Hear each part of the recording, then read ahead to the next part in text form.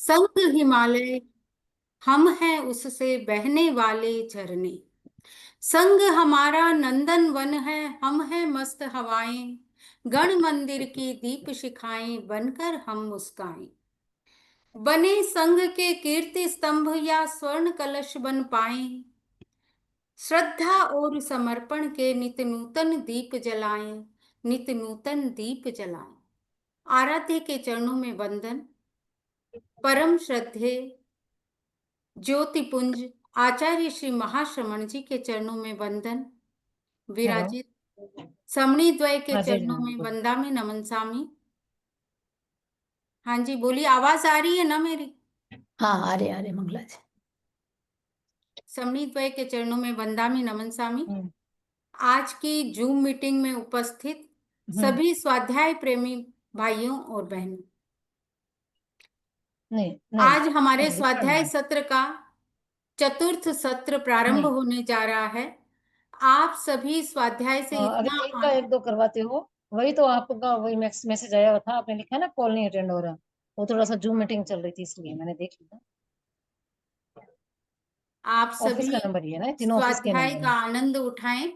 मैं समनी जी से निवेदन करती हूँ कि स्वाध्याय सत्र का प्रारंभ करें। नहीं, रिफंड नहीं होता है। आदरणीय अगर समनी आप इसीलिए मलय मैंने लिखा था प्रज्ञा कि जी। कॉल करें, आप एक से अगर एक दो करवाना है।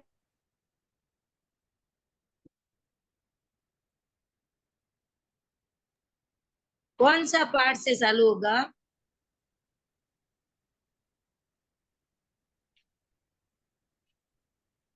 ओम ह्रीं नमो अरहन्ताणम्। ओम ह्रीं नमो सिद्धाणम्। ओम ह्रीं नमो आयर्याणम्। ओम ह्रीं नमो उवच्छायाणम्।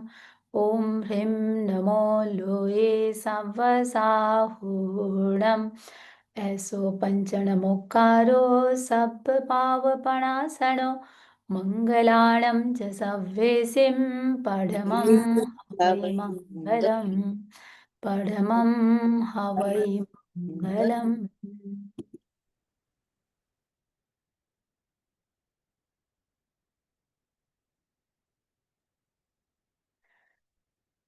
सामाय का प्रत्याख्यान कर लेंगे। करेमि भन्ते सामा इयं सावज्जं जोगं पच्चखामि जाव नियमं मुहूर्तम् एकं पज्वासामि तुविहं तिविहणं न करेमि न कार्वेमि मनसा वयसा कायसा तस्य भन्ते पडिकमामि निंदामि करिहामि अपाणम वोसिरामि। एक सामायिक कालमान तक 5 आश्रय 18 पाप 6 काय सेवन करने का त्याग है। कुछ समय के लिए काय गुप्ती का प्रयोग करेंगे। आंखें कोमलता से बंद, मन शांत, शरीर को स्थिर शिथिल एवं तनाव मुक्त करें।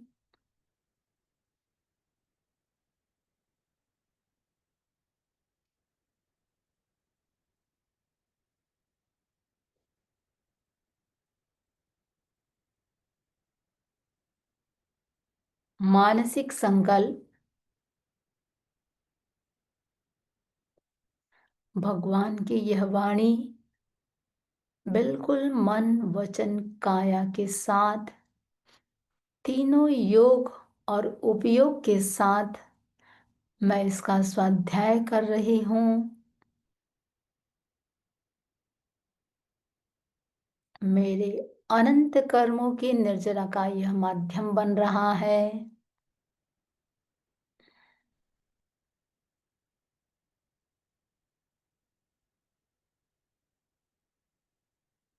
जैसा कि यह अंतकृत दशा है, जिन्होंने अपने कर्मों का अंत किया है, उनका चरित्र का वर्णन है।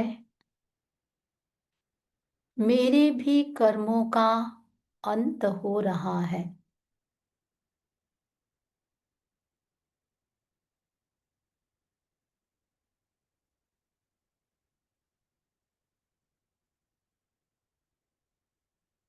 अपने कर्मों को बिल्कुल जलते हुए देखें।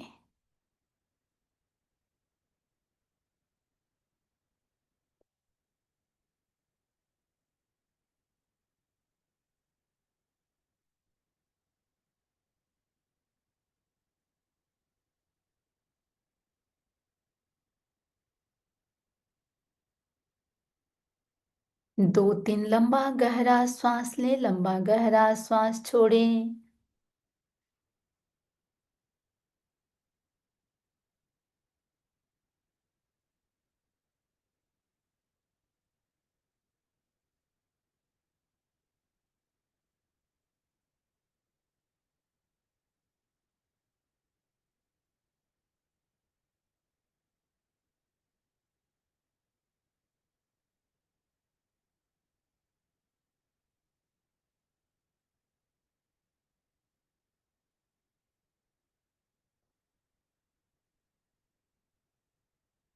ओम अरहम। प्रयोग संपन्न। जैसा कि हमारा प्रसंग चल रहा है, अंतकृत दशासूत्र, प्रथम वर्ग, प्रथम अध्ययन, और प्रसंग चल रहा है राजा अंधवृष्णिक की। तो राजा अंधवृष्णि इनकी श्रेष्ठता को उजागर करने के लिए 4 पर्वतों की बात आई थी। महाहिमवान, महान मलय, मेरु और महेंद्र के समान थे अंधवृष्णिक राजा। तो ये 4 बड़े बड़े पर्वत हैं, इनसे उनकी तुलना की गई है। हिमवान, हिमवान के 2 अर्थ मिलते हैं, एक वर्षधर पर्वत और दूसरा हिमालय। तो 6 वर्षधर पर्वत हैं और ये उनकी सीमा मर्यादा आदि निर्धारित करते हैं। विश्व का सर्वोच्च शिखर माउंट एवरेस्ट हिमालय का ही एक शिखर है। मलय पर्वत, जिसमें श्रेष्ठ चंदन के खुशबूदार वृक्ष होते हैं, इसका भी अपना एक विशिष्ट महत्व है। मंदर पर्वत, जिसे हम मेरु पर्वत भी कहते हैं, ये एक ऐसा पर्वत है जो लोक के बीचों बीच में है और तीनों लोक को स्पर्श करता है। और सभी पर्वतों में ये श्रेष्ठ पर्वत भी माना गया है। महेंद्र पर्वत, ये भी एक श्रेष्ठ पर्वत है। इस प्रकार चारों श्रेष्ठ पर्वत से राजा अंधक वृष्णि की तुलना की गई है, यानी उनका व्यक्तित्व कितना महान रहा होगा, जिसके लिए भगवान इस प्रकार कहते हैं। उस राजा के धारिणी नाम की देवी थी। एक बार धारिणी देवी अर्ध जागृत अवस्था में स्वप्न देखती है। एक तो व्यक्ति घोर निद्रा में देखता है और स्वप्न में क्या देखती है, एक सिंह जो आकाश से उतर करके आता है और उसके मुंह में प्रविष्ट हो रहा है। इस स्वप्न के साथ वह जागृत भी हो जाती है। स्वप्न शास्त्र में 72 स्वप्न बताए गए हैं और उन 72 स्वप्नों में 42 स्वप्न हैं और 30 महास्वप्न हैं। जैसा कि अपन तीर्थंकरों का भी बोलते हैं, तीर्थंकर की माताएं 14 महास्वप्न देखती हैं, चक्रवर्ती की माताएं देखती हैं, वासुदेव, बलदेव, प्रतिवासुदेव, इनकी माताएं भी स्वप्न देखती हैं। स्वप्न भी 2 प्रकार का होता है, यथार्थ और अयथार्थ, यानी स्वप्न सच भी होते हैं, नहीं भी होते हैं, दोनों प्रकार का होता है। तो जिसका मन, वाणी और अध्यवसाय पवित्र होता है, उसके स्वप्न यथार्थ होते हैं। सबका स्वप्न यथार्थ नहीं होता। तो इस प्रकार वह स्वप्न देखती है। उसके बाद ठीक है कि भाई उसने उठ करके अपने राजा को बात बताते हैं, स्वप्न शास्त्रों को बुलाया गया, सारी बात बताई गई। समय आने पर उसने धारिणी ने, माता धारिणी ने बहुत ही सुंदर, सुकुमार, सर्वगुण संपन्न पुत्र को जन्म दिया। उसका नाम रखा गया गौतम। प्रथम अध्ययन का नाम भी इसी गौतम नाम से है। समय आने पर 8 राजकन्याओं के साथ गौतम का विवाह होता है, पाणी ग्रहण होता है। 8 प्रकार का खूब दहेज आता है। उस काल और उस समय में भगवान अरिष्ट नेमि, जो इस अवसर्पिणी काल के 22वें तीर्थंकर हैं, जो 1008 लक्षणों से संपन्न है, शरीर शुभ चिन्हों से युक्त है, जिनकी शरीर की लंबाई 10 धनुष है, जो अंधक वृष्णि कुल के थे, संयम और तप से स्वयं को भावित करते हुए विहार कर रहे हैं, उनके समवसरण में कोई भी तीर्थंकर होते हैं, यहाँ अरिष्ट नेमि का प्रसंग है, उनके समवसरण में 4 प्रकार के देवताओं के 4 प्रकार होते हैं। भवनपति, व्यंतर, ज्योतिष्क और वैमानिक, चारों प्रकार के देव सभी आते हैं। 3 प्रकार की भगवान तीर्थंकरों की परिषद होती है, मनुष्य, तिर्यंच और देव 4 प्रकार के चारों के चारों आते हैं। तो वहाँ पर श्री कृष्ण भी आए हुए हैं। गौतम कुमार ने जनता से, लोगों से सुना कि अरहत अरिष्ट नेमि द्वारिका नगरी में आए हुए हैं। तब उसके मन में एक आंतरिक स्पंदन होता है। उस स्पंदन ने स्मृति का रूप लिया। स्मृति ने इच्छा को जागृत कर दिया। इच्छा मन के स्तर पर प्रकट हो गई और अंत में जो संकल्प था वो अभिव्यक्त हो गया। वह भी जो कुमार गौतम है, भगवान अरिष्ट नेमि के पास जाता है, धर्म को सुनता है, सुन करके हर्षित होता है, प्रफुल्लित होता है, आनंदित होता है और भगवान से कहता है कि भाई मैं दीक्षित होना चाहता हूँ, प्रव्रजित होना चाहता हूँ, अपनी माता पिता से अनुमति लेकर आता हूँ, मुझे दीक्षा ग्रहण करनी है। इस प्रकार वह प्रव्रजित हो जाता है और स्थविर श्रमणों के पास 11 अंगों का उसने अध्ययन किया। अनेक प्रकार के तप से अपने आप को भावित करता हुआ विहार कर रहा है। अनेक प्रकार का तप, जैसे चतुर्थ भक्त, षष्ठ भक्त, अष्टम भक्त, दसम भक्त, द्वादश भक्त, अर्धमास, मास खमन आदि। देखिए, आगम में उपवास, बेला तेला इस प्रकार का शब्द नहीं मिलता। उपवास को चतुर्थ भक्त कहा गया है। चतुर्थ भक्त किस आधार पर? एक दिन में 2 भक्त, तो 2 भक्त एक दिन का, उसके पहले दिन कल उपवास यदि करना है तो पहले दिन एक बार व्यक्ति खाना एक बार खा करके तुरंत पचकान कर लेता है, यानी शाम का 1 भक्त छूटा तो 3 भक्त हुआ। अगले दिन पारने वाले दिन भी उपवास वाला दिन का 2 भक्त, पहले दिन का एक भक्त और पारने वाले दिन का भी एक टाइम का इसमें समाहार किया गया है कि लगभग प्रहर आने के बाद, पोर्शी 2 पोर्शी के बाद व्यक्ति खाता है। तो इस प्रकार 4 भक्त का एक उपवास, उपवास कहें या 4 भक्त कहें। अब यदि बेला करना है, बेला को फिर 4 भक्त और नहीं होगा, उपवास के उपरांत एक और उपवास किया जा रहा है, बेला कर रहे हैं, तो एक दिन का 2 भक्त, तो 4 भक्त उपवास हुआ, 2 भक्त और जोड़ दिया तो बेला को षष्ठ भक्त कहते हैं। अब ऐसे ही 2-2 भक्त जोड़ते जाएं तो ये बेला तेला चोला पंचोला आदि होता चला जाएगा। तो एक बार ये गौतम कुमार इस प्रकार अनेक तप से अपने आप को आप्लावित करके वो विहार कर रहे हैं, विचरण कर रहे हैं। एक बार भगवान अरिष्ट नेमि जनपद में विहार कर रहे थे। अनगार गौतम भगवान के पास जाते हैं, 3 बार प्रदक्षिणा करते हैं, वंदन करते हैं, नमस्कार करते हैं। अब देखिए, 3 बार प्रदक्षिणा, आजकल जो हाथ घुमाते हैं अपन बोलते हैं आदक्षिणा, देखो तो आयाहीनम पयाहीनम करेमि, तो आदक्षिणा प्रदक्षिणा, तो 3 बार जो प्रदक्षिणा कर जो घुमाया जाता है, ये वैसे प्रदक्षिणा मूल में प्रदक्षिणा नहीं है, आवर्त है। प्राचीन काल में अपने इष्ट देव या गुरु के चारों ओर घूम करके प्रदक्षिणा की जाती थी। तो प्रारंभ गुरु के दाएं हाथ की ओर से होता था। वर्तमान में वंदना के समय हाथ को बद्धांजलि कर दाईं ओर से प्रारंभ कर 3 बार घुमाने की परंपरा प्रचलित है और इसको वैसे आवर्त कह सकते हैं, ये प्रदक्षिणा नहीं है।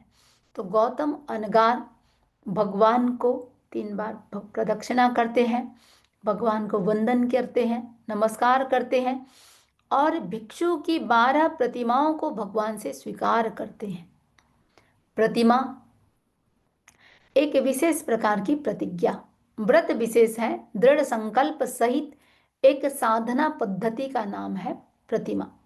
साधक जब अपने स्वीकृत व्रत नियमों तपस्याओं में परिपक्व हो जाता है तो वह दृढ़ संकल्प पूर्वक कुछ विशिष्ट साधनाएं तप आदि स्वीकार करता है।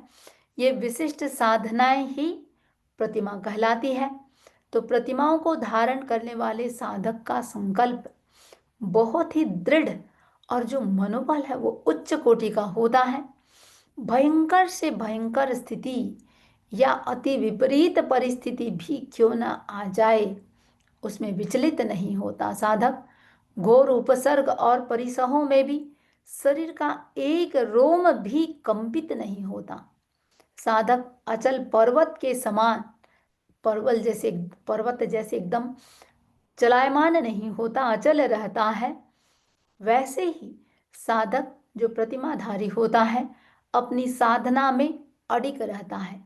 भले सामने कोई जंगली जानवर, पशु आदि भी क्यों ना आ जाए, बाघ सिंह आदि हिंसक पशु भी आ जाए, यदि ये संकल्प साधक स्वीकार किया है वह यूं की यूं खड़ा रहेगा।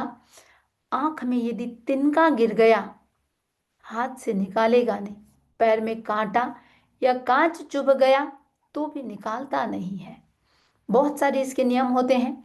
जैसे ही चौथा प्रहर समाप्त होता है, सूर्यास्त यदि हो जाता है, जहां से भी वो भिक्षा के लिए प्रस्थान किया है, वापस आते वक्त जहां भी सूर्यास्त हो गया वहीं की वहीं खड़ा रह जाता है। दिन में एक ही बार विशिष्ट और कठोर नियमों के साथ वो भिक्षा लेता है। तो 12 प्रतिमा की जो बात कर रही है, पहली प्रतिमा 1 मास की होती है, दूसरी प्रतिमा 2 मास की, तीसरी प्रतिमा 3 मास की, चौथी प्रतिमा 4 मास की, पांचवी प्रतिमा 5 मास की, छठी प्रतिमा 6 मास की, सातवीं प्रतिमा 7 मास की, आठवीं प्रतिमा 8 मास की नहीं, 8वीं प्रतिमा 7 दिन रात की, 9वीं प्रतिमा भी 7 दिन रात की, 10वीं प्रतिमा भी 7 दिन रात की, 11वीं प्रतिमा 1 दिन रात की और 12वीं प्रतिमा सिर्फ 1 रात की। तो भगवान महावीर के लिए भी आता है 11वीं प्रतिमा स्वीकार करके अमुक साधना की। 12वीं प्रतिमा है सिर्फ 1 रात की, लेकिन भयंकर होती है। गज सुकुमाल ने दीक्षा लेते ही सीधा 12वीं प्रतिमा को उन्होंने स्वीकार किया था। शमशान में जाकर के 12वीं प्रतिमा में स्थित हो गए थे। अनगार गौतम जो प्रथम अध्याय में हम जिसकी चर्चा कर रहे हैं, 12 प्रतिमाओं को भगवान से ग्रहण करते हैं। वैसे ही एक तप है जिसका नाम है गुण रत्न तपः कर्म, गुण रत्न तप। तो गुण रत्न तप का भी पूर्णतया पालन करते हैं। जिस गुण रत्न तप कहते किसको है, जिस तप में गुण रूप रत्न उपलब्ध हो और इसकी आराधना में 1 संवत्सर का समय लगता है। कुल 13 मास 17 दिन का है और पारणा काल, इतनी तपस्या का काल होता है, पारणा काल 73 दिन का। तो टोटल ये जो तप है 16 मास का तप होता है। तो गौतम अणगार इस तप का भी 12 प्रतिमाओं को स्वीकार किए हैं, इस तप का भी पूर्णतया पालन करते हैं और इस प्रकार 12 वर्ष तक निरंतर साधना और श्रवण पर्याय का पालन कर रहे हैं। आयु के अंत में कुछ स्थविरों के साथ, जो ज्ञान वृद्ध को भी स्थविर कहते हैं, अवस्था वृद्ध को भी स्थविर कहते हैं, अनुभव वृद्ध को भी स्थविर कहते हैं, तो कुछ स्थविरों के साथ शत्रुंजय पर्वत पर आरोहण करते हैं, चढ़ते हैं। और यह पर्वत सौराष्ट्र में पालिताना स्टेशन से 2 मील की दूरी पर है, ऐसा कहते हैं। इस शत्रुंजय पर्वत पर भगवान ऋषभ का भव्य मंदिर है। वर्तमान जैन तीर्थों में इसे आदि तीर्थ माना जाता है। शत्रुंजय पर्वत भगवान ऋषभ देव का मुख्य विहार क्षेत्र रहा है और भरत चक्रवर्ती का स्वर्णमय चित्र निर्माण का स्थान भी ये माना गया है शत्रुंजय पर्वत। 5 पांडव भी इसी शत्रुंजय पर्वत पर अनशन करके निर्वाण को प्राप्त हुए थे। तो इसी अंतगढ़ दशाओं में भगवान नेमिनाथ के अनेक साधुओं ने शत्रुंजय पर्वत पर तपस्या की और मुक्ति पाने का वर्णन इसी अंतगढ़ दशाओं में मिलता है। यह पर्वत हजारों वर्षों से जैनों का सिद्ध क्षेत्र बना हुआ है। एक एक स्थान का योग भी होता है। स्थान में भी कुछ विशेष साधना अपने आप फलित हो जाती है। तो कुछ समय तक ये शत्रुंजय पर्वत के लिए कहते हैं जो अंदर जो बना हुआ है कुछ समय तक काष्ठ का बना हुआ था और इसे उदयन मंत्री के पुत्र वाग्भट्ट ने मंदिर का जीर्णोद्धार करके ठीक इसको कराया था। समय समय पर इसका बार बार जीर्णोद्धार होता रहा है। अनगार गौतम इसी पर्वत पर आते हैं, 1 मास की संलेखना करते हैं। संलेखना से शरीर को कृश करके 60 भक्त का छेदन करते हैं।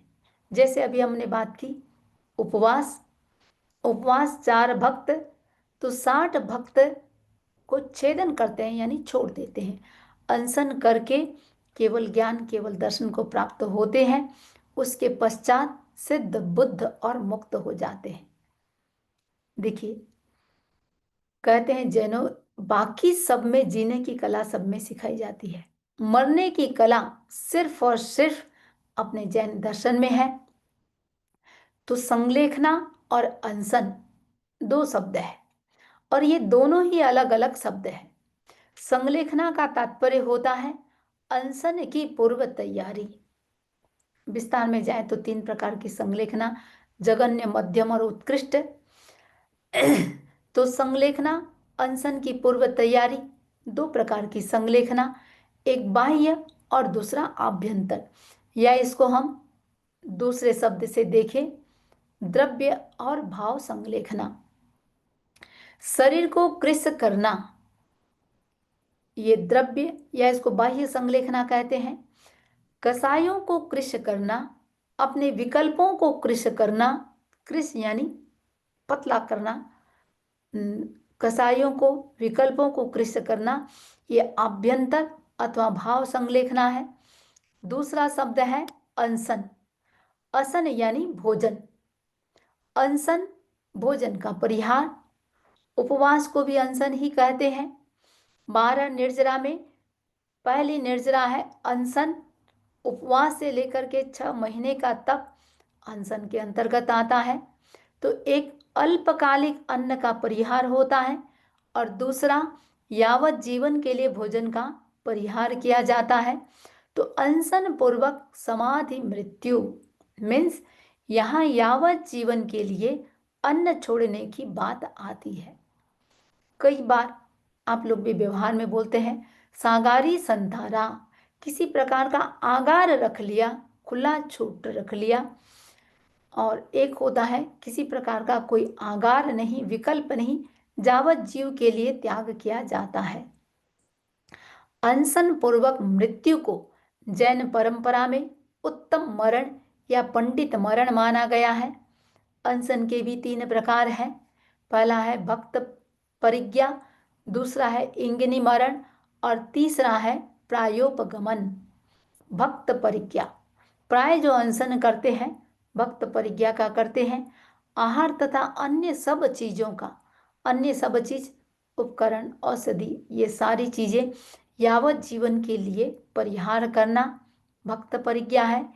इंगिनी मरण, इंगिनी मरण में भक्त प्रत्याख्यान पहला वाला तो होता ही है, साथ में एक निश्चित स्थान में रहने का संकल्प, मूव नहीं करेंगे, आज इस कमरे में है कल उस कमरे में है, उधर गए उधर गए, सिर्फ एक निश्चित स्थान में रहने का संकल्प।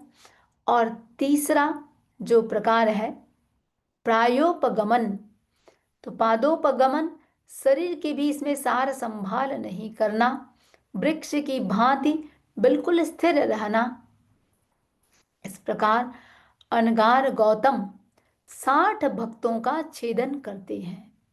30 दिन के अनशन को 60 भक्त कहने की परंपरा रही है। जैसा कि अभी हमने चर्चा की, एक दिन में भोजन के 2 भक्त, 30 दिन के असन में 60 भक्त हो जाते हैं। तो 60 भक्त, वैसे उपवास को चतुर्थ भक्त, तो 60 भक्त मीन्स 29 दिन का मास खमन। तो सुधर्मा स्वामी जम्बू स्वामी को कह रहे हैं, हे जम्बू, इस प्रकार धर्म के आदिकर्ता श्रमण भगवान महावीर ने 8वां अंग अंतकृत दशा के प्रथम वर्ग के प्रथम अध्ययन का इस प्रकार वर्णन किया है।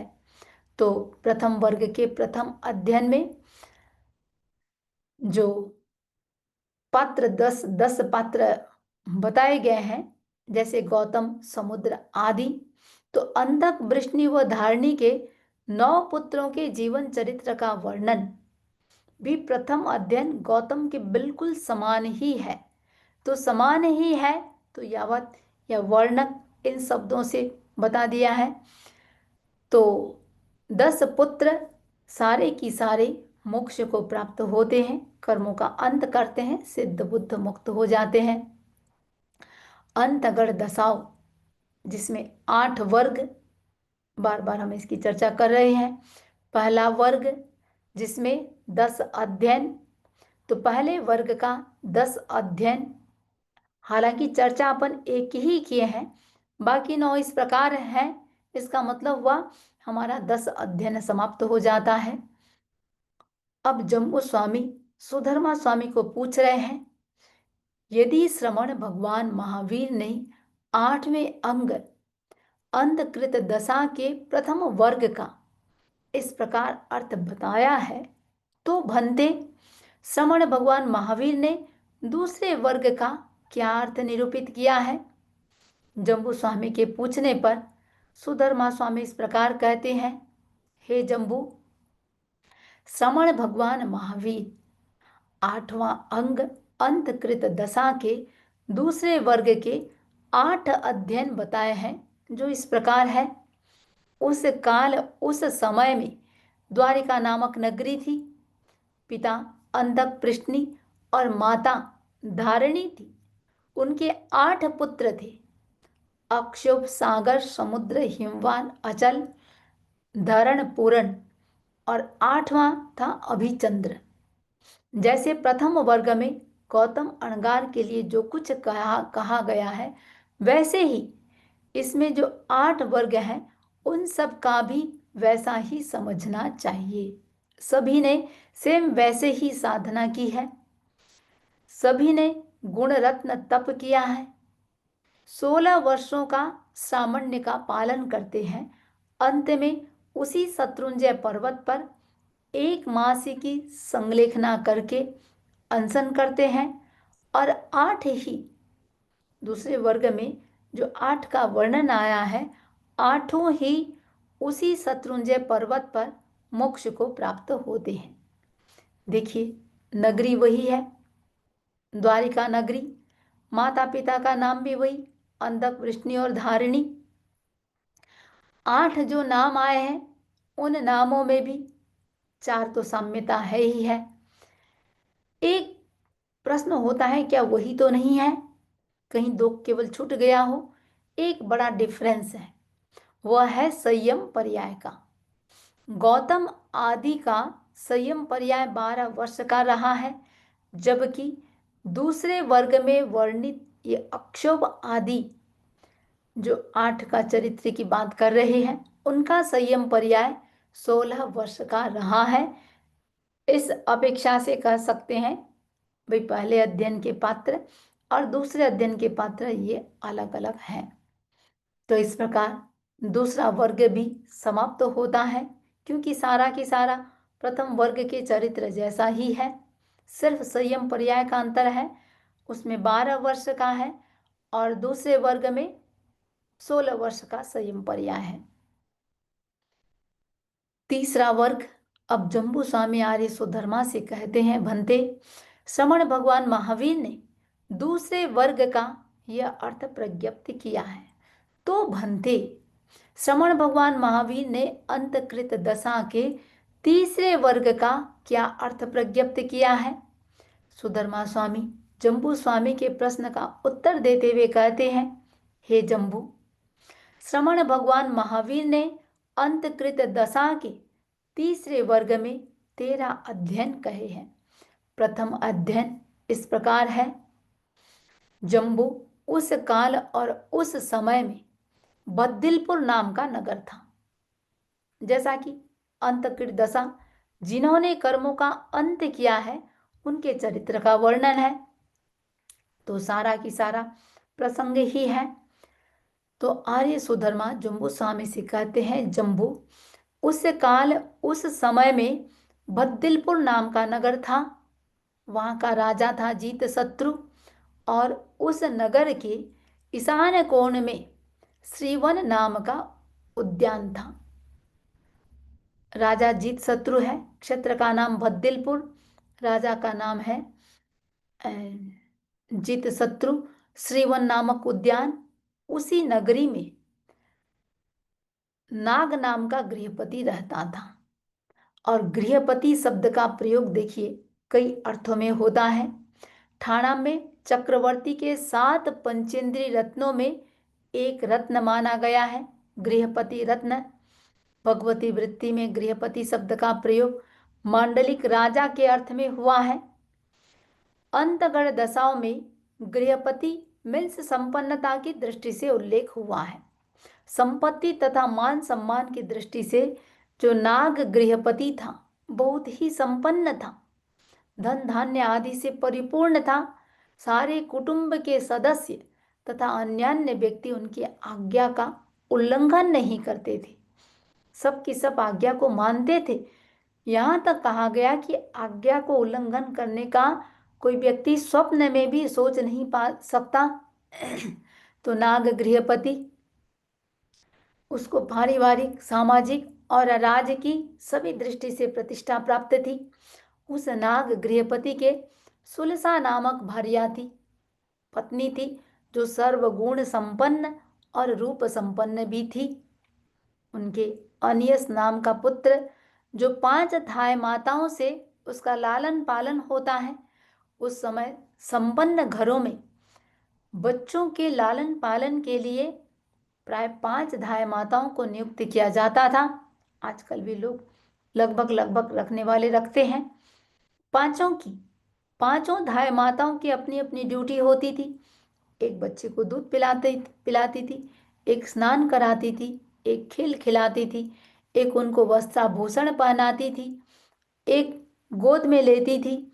तो इस प्रकार 5 धाय माताओं से बच्चों का पालन पोषण और बच्चों के सर्वांगीण विकास में शारीरिक, मानसिक, बौद्धिक और भावनात्मक विकास में इन धाय माताओं की महत्वपूर्ण भूमिका रहती थी।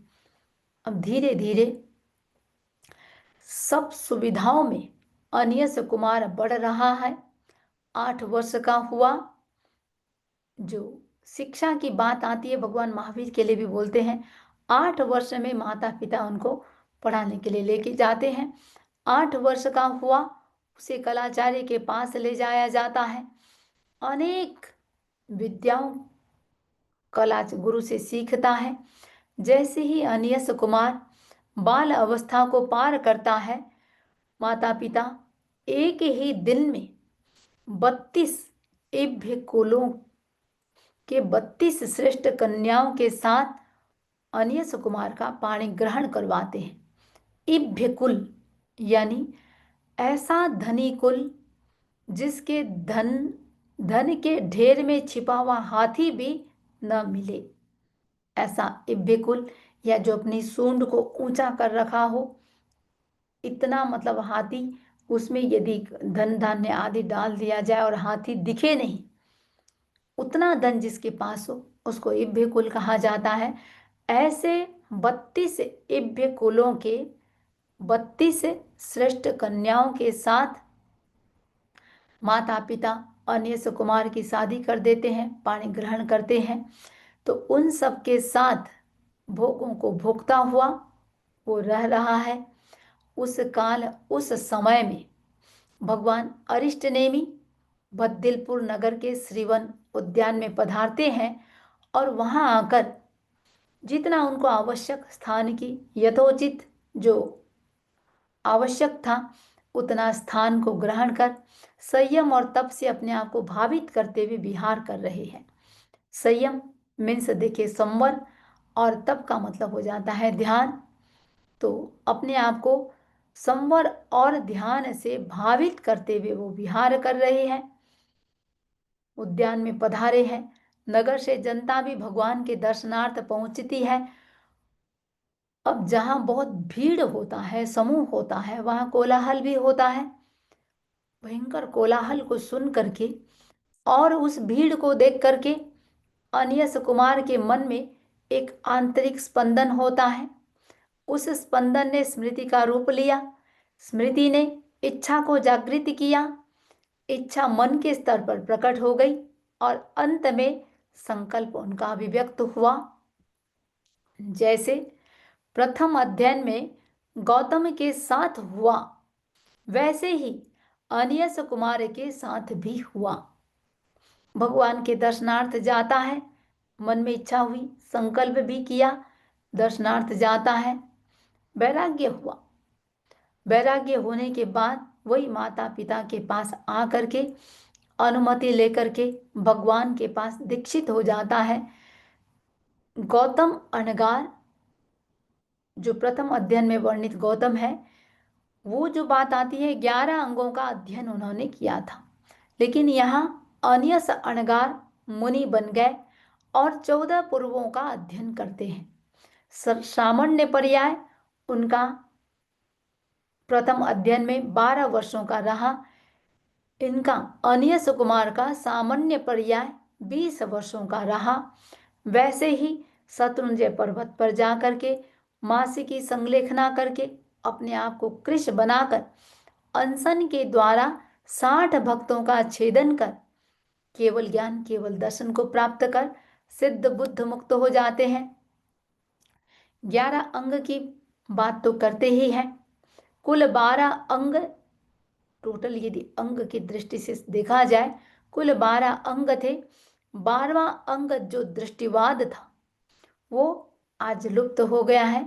तो दृष्टिवाद के टोटल 5 विभाग थे: परिकर्म, श्रुत, पूर्वानुयोग, पूर्वगत और चूलिका। इस प्रकार ये 5 नाम। तो पूर्वगत जो था उसके 14 विभाग विभाग थे, और 14 विभाग जो पूर्व कहलाते हैं। और जहां तक इनकी रचना है, इनकी रचना के बारे में 2 विचारधाराएं आती है। एक विचार 14 पूर्वों की हम बात कर रहे हैं। एक विचारधारा कि भगवान महावीर से पूर्व ही ज्ञान राशि का यह भाग चला आ रहा था, अतः बाद के रचना के समय इसे पूर्व कहा गया। दूसरी विचारधारा यह है कि द्वादशांगी से पूर्व जो रचे गए, ये जो 14 पूर्व है द्वादशांगी से पूर्व रचे गए, इसलिए इन्हें पूर्व कहा गया। वैसे पूर्वों में सारा श्रुत समा जाता है, किंतु साधारण बुद्धि वाले उसे पढ़ नहीं सकते। उनके लिए अलग से 11 अंगों की रचना की गई। जो 14 पूर्व के ज्ञाता होते थे उनका बहुत ज्यादा महत्व होता था, उन्हें श्रुत केवली भी कहा गया है। आज पूरा की पूरा दृष्टिवाद लुप्त है। तो अनियस कुमार जो 14 पूर्वों के ज्ञाता थे, सुधर्मा स्वामी कह रहे हैं, हे जम्बू, इस प्रकार श्रमण भगवान महावीर ने 8वें अंग अंतकृत दशा के तृतीय वर्ग के प्रथम अध्ययन का इस प्रकार अर्थ निरूपण किया है। तो यहाँ पर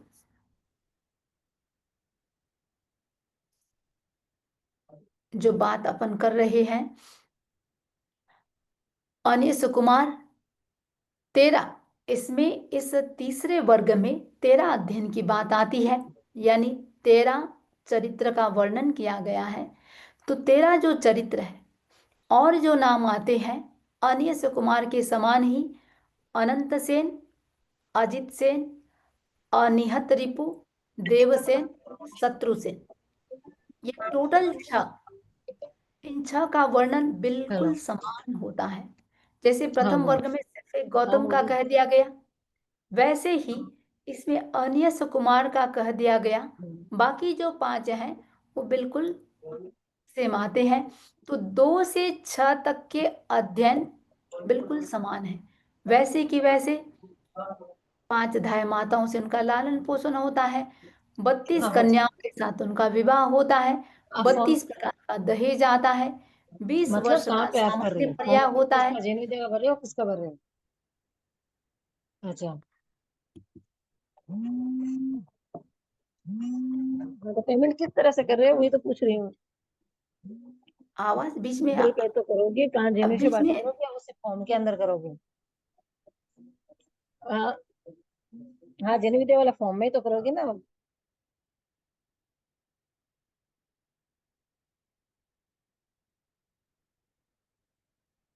थोड़ा सा आप व्यवस्थाएं ध्यान दे सकते हैं, बीच में जो बातें हो रही है। तो अपन जो बात कर रहे हैं,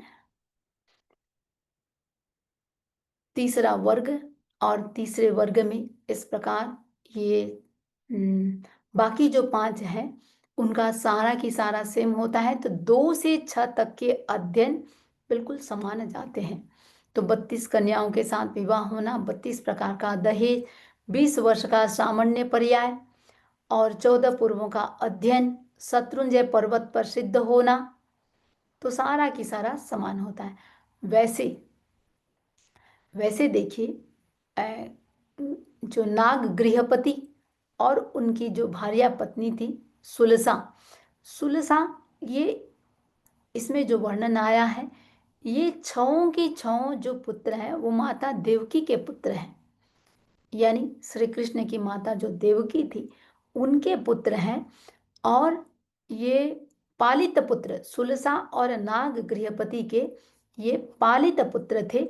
मूल में ये माता देवकी के पुत्र रहे हैं। तो इस प्रकार ये दूसरे से लेकर के पहले से लेकर के 6 अध्ययन समाप्त होता होता है। तो तीसरे वर्ग में 13 अध्ययनों की बात आती है। आगे के अध्ययन की चर्चा हम आगे करेंगे। ओम आरहम। तो किस दिन की भी जो जिज्ञासा है आप जिज्ञासा रख सकते हैं।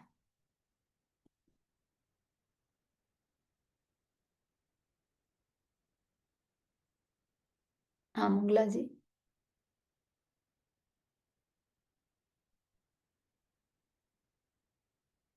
हाँ, तो सीमा जी आप अपना हैंड रेज करना चाहें कर सकते हैं। नहीं, हैंड रेज नहीं, हैंड रेज तो है ही। हाँ, वंदामी नमस्कार। हाँ, मैं ये पूछना चाहती विद्युत लता का क्या मीनिंग है इसमें? किसका? विद्युत लता। अभी तक इन 3 वर्गों में तो आया नहीं है। हाँ, 3 वर्गों में नहीं आया लेकिन हाँ हाँ हाँ। तो मेरा इसको हो गया हाँ हाँ, कंप्लीट। तो एक ही एक बात बार देख चाहिए लीजिए, थी। बाद में बता सकती हूँ मैं। ओके। हम्म, संगीता जी, जिनके हैंड रेज है एक एक करके उनको बुलाइए।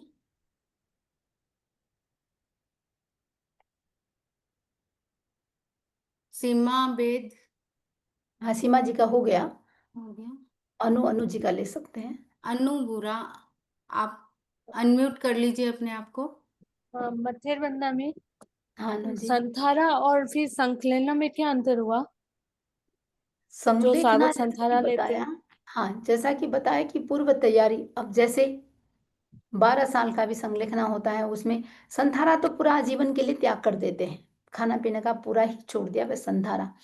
और संलेखना में तैयारी धीरे धीरे धीरे धीरे, एक भाई उपवास किया, पारणा किया, तो पूरा अपना विधि, इसकी पूरी एक सिस्टम है। 12 साल का भी होता है, 2 साल का भी होता है, 6 महीने का भी होता है। तो इसको उत्कृष्ट, मध्यम और जघन्य ये बात आती है। तो तैयारी करते हैं, यानी एक साथ कोई आहार नहीं छोड़ सकता है। तो धीरे धीरे ओके। एमपिल के साथ ना कर लें, उपवास तो का फिर एक अनशन और संथारा एक ही हुआ? नहीं नहीं नहीं, अनशन संथारा अनशन। एक नहीं हुआ। संथारा तो लास्ट समय में ही पूरा पचकान किया जाता है। ओके। संलेखना में तो हम तैयारी कर रहे हैं।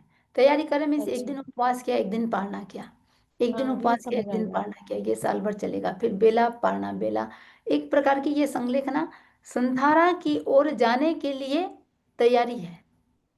हाँ, तो मेरा कहने का मतलब हुआ जो लास्ट टाइम अपन संथारा लेते हैं बा, बोले संथारा सींच गए हैं, मतलब अनशन हाँ सींच गए हैं, वही तो हुआ ना।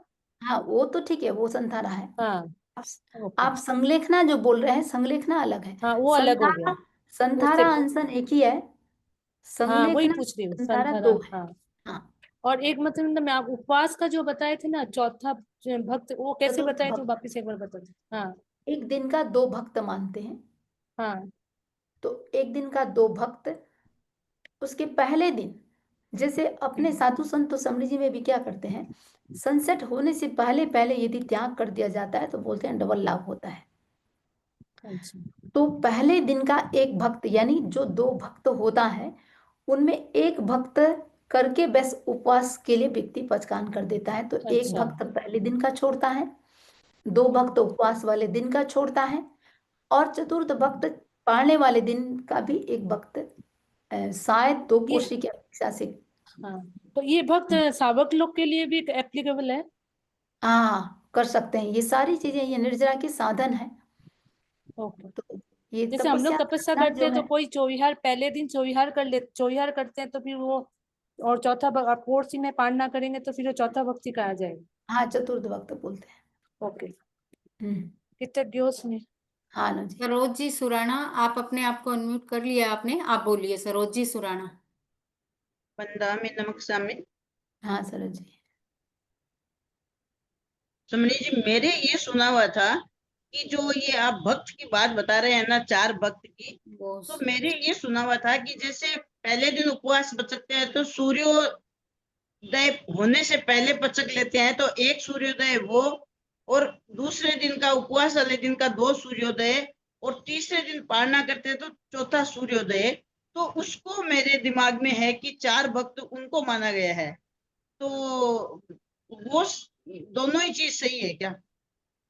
इसमें इसमें जो आचार्य ने इसकी व्याख्या में जो दिया है, हम्म। हाँ, तो भक्त भोजन, क्योंकि उपवास वाले दिन दो सूर्योदय कहाँ से हुआ, दो भक्त उपवास वाले दिन का लिया गया है, तो सूरज तो एक ही उगेगा।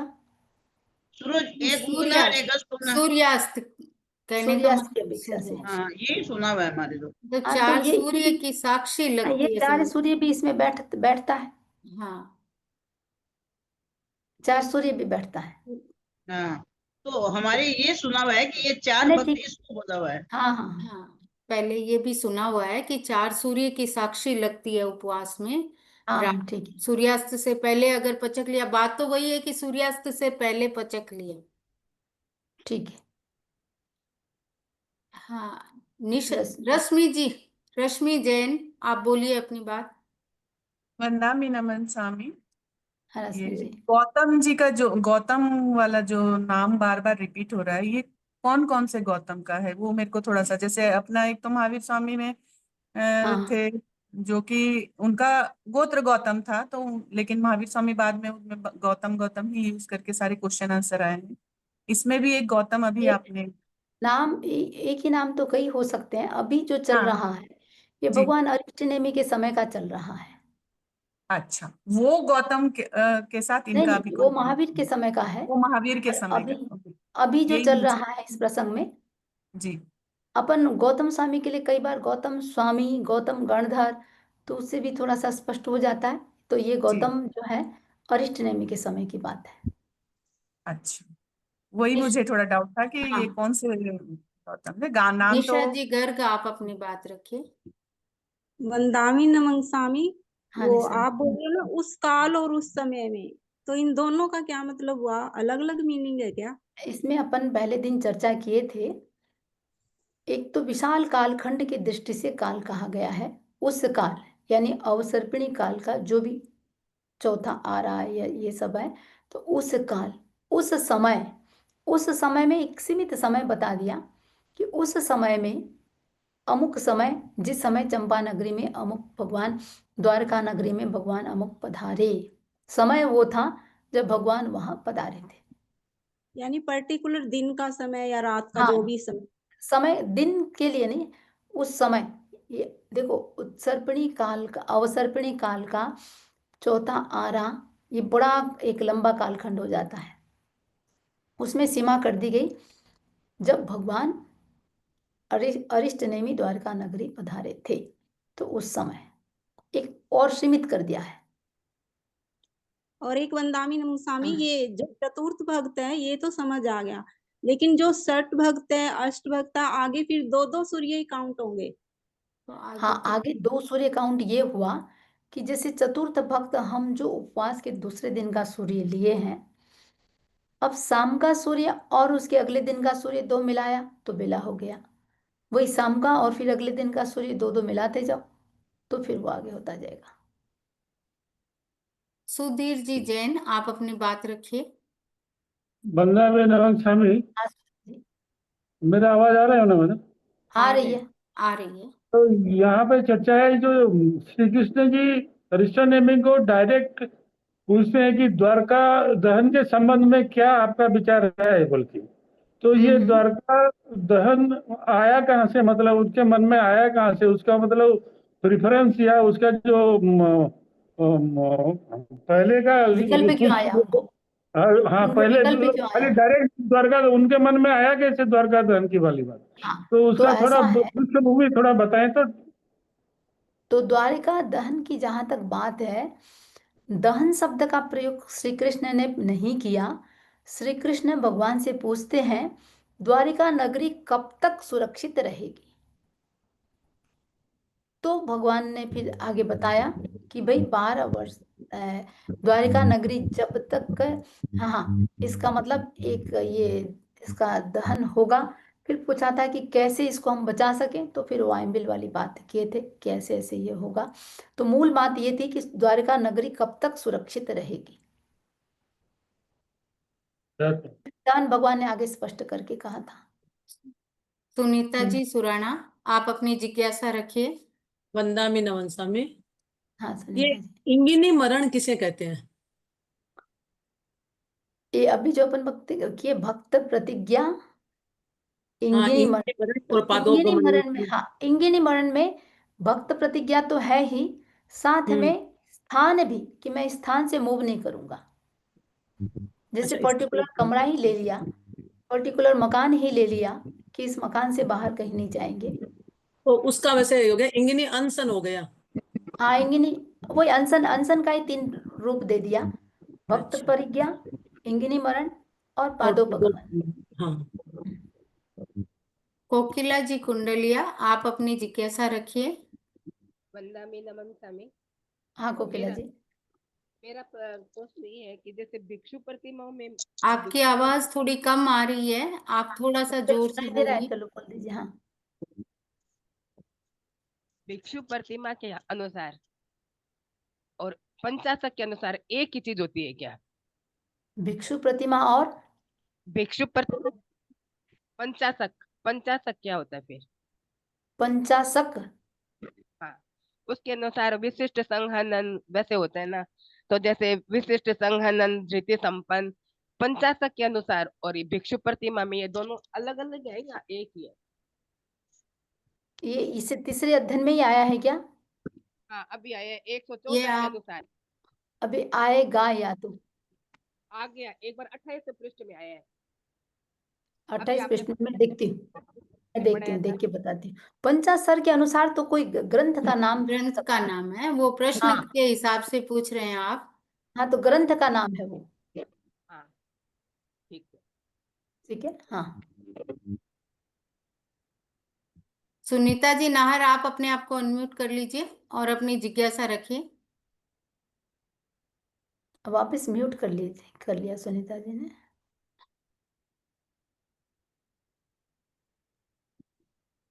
हाँ, करो, करके देखो। वंदामी नमः स्वामी, बार बार धरणी का नाम आता है, धारणी माता का, तो क्या वह एक ही माता है या अलग अलग क्षेत्र के अलग अलग? अलग अलग क्षेत्र के अलग अलग है। ओके, तेज वंदामी। ठीक है, मोनिका जी। चंद्रा जी, मोनिका जी आप अपनी बात रखिए। मोनिका जी, वंदामी नमन स्वामी, मैं हाँ ये पूछ रही थी कि ये जो आप प्रतिमा बता रहे थे ना, तो श्रावक की प्रतिमा और मुनि की प्रतिमा अलग अलग है क्या? अलग होती है। हाँ, श्रावक की 11 अलग अलग। प्रतिमाएं हैं और मुनि हाँ की 12 प्रतिमाएं हैं, और प्रतिमा पूरा ही डिफरेंस है। हाँ, पूरा डिफरेंस आया, तभी मुनि की हाँ सुनी हाँ नहीं हाँ, थी, श्रावक नहीं की पूरा ही सुनी हुई। difference। हाँ। ठीक है। हाँ मोनिका जी। कविता जी आप अनम्यूट नहीं हो पा रहे हो। हाँ कविता जी बोलिए, आप अपनी बात रखिए। नमस्कार। हाँ कवि, गृहपति के लिए आपने क्या क्या बताया, एक बार फिर से आप बता सकते हैं क्या गृहपति के लिए?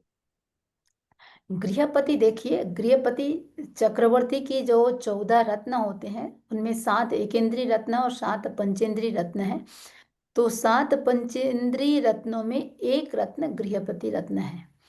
और दूसरा गृहपति शब्द संपन्नता की दृष्टि से भी बहुत ज्यादा जो संपन्न होता है उस अपेक्षा से गृहपति का शब्द हुआ है। और भगवती भगवती वृत्ति के अनुसार जो गृहपति है उसमें भी भगवती वृत्ति के अनुसार भी गृहपति का शब्द का जो अर्थ आया है, वो मांडलिक राजा के। मांडलिक राजा के अर्थ में हुआ है। राइट, मांडलिक राजा के अर्थ में हुआ है। जिनकी जिज्ञासा समाहित हो गई है वो अपना हाथ नीचे कर लें। कल्पना जी आप अपनी बात रखिए। मंदाकिनी नमस्कार। हाँ हाँ कल्पना जी। मैं ना मतलब ये जानना चाह रही थी कि जो अभी ये आगम लिखे गए उसमें टिप्पणी है, मतलब टीका या टिप्पणी जैसे बोलते हैं, वो कैसे होती है, मतलब कौन करता है या क्या भूमिका क्या है उसकी जैसे? तो ये जो टीका टिप्पणी होते हैं अभी हम्म। बहुत सारे आगम, निरुक्ति, टीका, चूर्णी इन सब को आधार बना करके अभी जैसे वर्तमान में अपन के पास जो उपलब्ध है आचार्य तुलसी, आचार्य महाप्रज्ञ जी, महाश्रमण जी के द्वारा ये सारा किया गया है। तो सभी के अमुक शब्द आया तो कितने ग्रंथों में कहाँ कहाँ किस किस ने किस किस रूप में उसकी व्याख्या की है, तो उसका एक संकलन कर देते हैं और एक डेप्थ में जी। जाते हैं कि अंतगढ़ दशा सूत्र में, जैसे अभी यदि अंतगढ़ दशा सूत्र की बात चल रही है उसमें वो बातें क्या आई है तो निष्कर्ष वो देते हैं कि इसमें इस अर्थ में प्रयोग हुआ है। तो सारे एक एक आचार्य कहाँ कहाँ वर्णन है वो सब अध्ययन करके इसमें दे दिया जाता है। अच्छा तो ये अपने वर्तमान में आचार्य तुलसी महाप्रज्ञ जी, महाश्रमण जी का है। जी, हाँ धन्यवाद। कृतज्ञ। विनीता हाँ जी जैन आप अपनी बात रख सकते हैं। नमस्कार। हाँ हाँ विनीता जी। नवी पिछली क्लास में एक आया था कि पालक भगवान के समक्ष खड़ा है और द्रव्य वंदना कर रहा है, वह अभवी है। अभवी कैसे हो क्या आ सकता रही है है? आपकी? भगवान आभा ठीक है। मंडल के सामने जो खड़ा है उसके कर्म स्वतः ही नष्ट नहीं हो जाएंगे क्या? हाँ विनीता जी देखिए, बात ये है सामने खड़ा नहीं है, ठीक है, श्री कृष्ण के पुत्र हैं। श्री कृष्ण ने सांब, पालक आदि से कहा था जो सुबह सुबह भगवान के सबसे पहले दर्शन करेगा उसको उसकी इच्छा के अनुसार अश्व मैं दूंगा। तो पालक जो था वो रात्रि को ही, सूरज उगने से पहले पहले रात्रि को ही उठ करके चल दिया और दूर से भगवान के समवसरण में भी नहीं गया है, भगवान के सामने नहीं गया है, क्योंकि ये भी नियमा है अभवी होते हैं वो तीर्थंकर के समवसरण में जा नहीं सकते। दूर से भगवान को कहता है भगवान मैं आपको वंदन करता हूं। और उसने श्री कृष्ण से कहा पालक ने कि मैंने भगवान की वंदना की सबसे पहले। तब श्री कृष्ण भगवान के पास जाकर के पूछते हैं कि आज सबसे पहले आपको वंदन किसने किया। तब भगवान ने कहा था कि द्रव्य वंदन पालक ने किया, भाव वंदन सांब ने किया था। और सांब भी भगवान के पास नहीं गया है, वो दूर से, वो तो भवी है। भगवान श्री कृष्ण से कहते हैं सांब ने क्या किया था, उठने के साथ एकदम भाव पूर्वक वहीं से भगवान को वंदन नमस्कार किया था। तो भगवान ने कहा था कि भाई पालक ने द्रव्य वंदन किया और सांब ने भाव वंदन किया। और संभव्यात्मा है, तो पास में नहीं गया है। ठीक है। सुधीर जी जैन वापस कुछ पूछना चाह रहे हैं, शायद आपने हैंड रेज किया है। हाँ, बंदावी नमन स्वामी, ये हाँ, प्रश्न पत्र में एक जगह पे आया है कि आगम संपादन का काम किसने किया है, तो उसमें आचार्य महाप्रज्ञ का भी नाम है और मां श्रवण जी का भी नाम है, कौन सा सही है? देखिए, प्रश्नों से संबंधित जिज्ञासा आप यहाँ पे नहीं, आप अपना स्वाध्याय भी कीजिए, और कोई आपको कंफ्यूजन हो रहा है तो आप दिए हुए नंबरों पे बात कर लीजिए।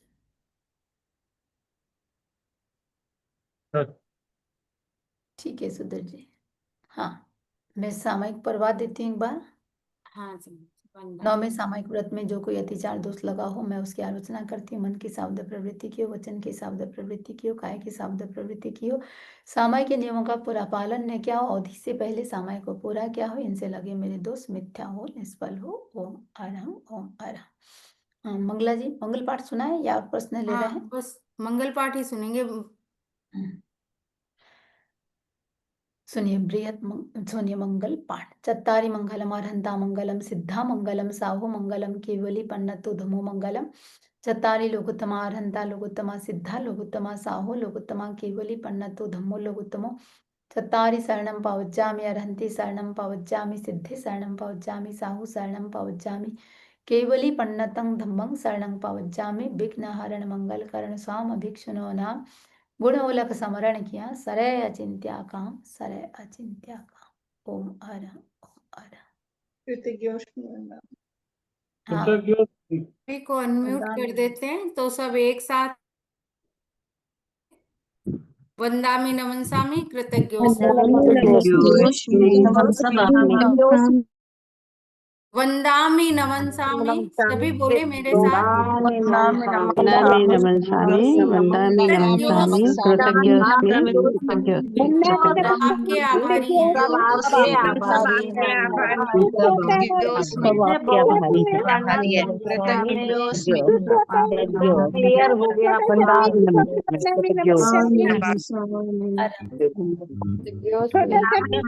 हम सब आपके आभारी हैं। हाँ, हम सब आपके आभारी हैं। हम सब आपके आभारी हैं। हम सब आपके आभारी हैं। ठीक है। वंदामि नमोसामि एक पूछना था, हाँ, बोलिए। जो अवयवी होते हैं वो क्या तीर्थंकर के सामने नहीं जा सकते हैं? नहीं जा सकते, नहीं जाते। इसमें राजा श्रेणी की भी जो आती है, अपनी वो श्रेणी के जो भगवान ने कहा था, जब वो नरक टलने की बात कही थी कि उपाय बताइए नरक टलने के, भगवान ने 5 उपाय बताए थे। एक उपाय ये था कि तुम्हारी दादी यदि मेरे दर्शन कर ले तो तुम्हारा नरक टल सकता है। मैंने सोचा दादी को दर्शन करा दो, जाकर के दादी से कहा दादी चलो भगवान के दर्शनार्थ चलते हैं। दादी ने ना कर दिया। एक दिन दादी से कहता है कि दादी चलो घूमने चलते हैं, और भगवान के दर्शनार्थ लेके जाता है। दूर से कहता है भगवान, दादी से कहता है दादी वो देखो भगवान का अवसरण। दादी ने आंखें फोड़ दी। राजमाता की कटाई कमर में थी, निकाल करके आंखें फोड़ ली, दर्शन नहीं। ओके, तो इसमें पता चल जाता है पर्टिकुलर के ये भवी है ये आयु। हाँ, तीर्थंकरों को पता चलेगा, अपन को तो क्या पता चलेगा। अपन में भी कितने भव्य है पता नहीं।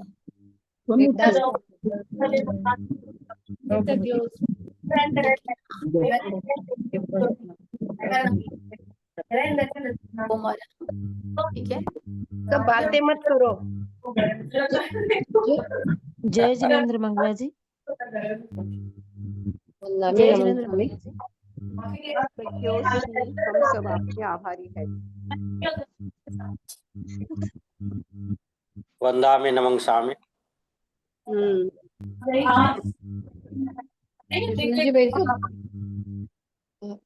हेलो, वंदामि नमनसामि। हेलो, हम सब आपके आभारी हैं। मुझे इस आगम के बारे में जो लोगों की भ्रांतियां है ना, उस बारे में कुछ पूछना था। Hello, hello,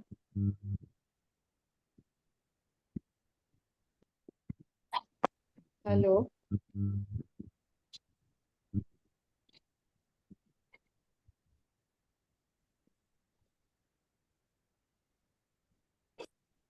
hello.